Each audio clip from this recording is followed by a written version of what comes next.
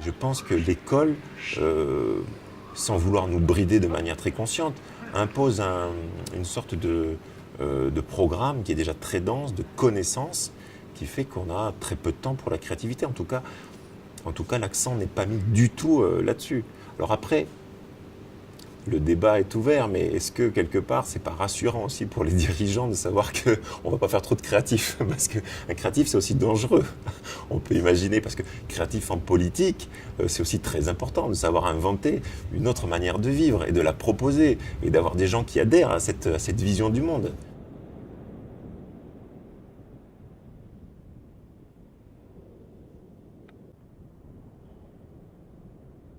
On sait bien que l'apprentissage ne se réalise pas seul. C'est une interaction.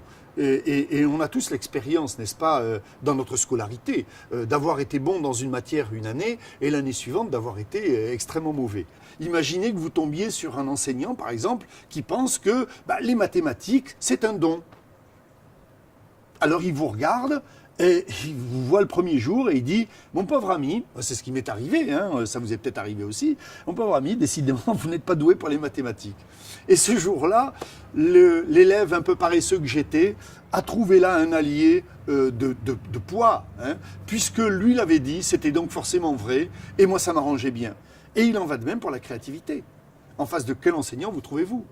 Est-ce que cet enseignant pense que tout le monde peut devenir créatif parce que c'est un apprentissage et qu'il suffit de vous mettre dans les bonnes conditions avec une bonne progression pédagogique pour vous permettre d'apprendre la créativité? Ou est-ce que cet enseignant pense en vous regardant que voilà, vous êtes trop terre à terre et décidément il y a les artistes dont il fait partie et il y a les autres qui ne sont pas des artistes et qui n'en feront jamais partie.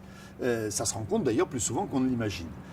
Cette rencontre entre l'enseignant et l'enseigné et l'apprenant est donc une rencontre déterminante parce que c'est elle qui va permettre, par cette psychologie de la pédagogie, par la progressivité de l'enseignement, par l'accompagnement, presque j'ai envie de dire.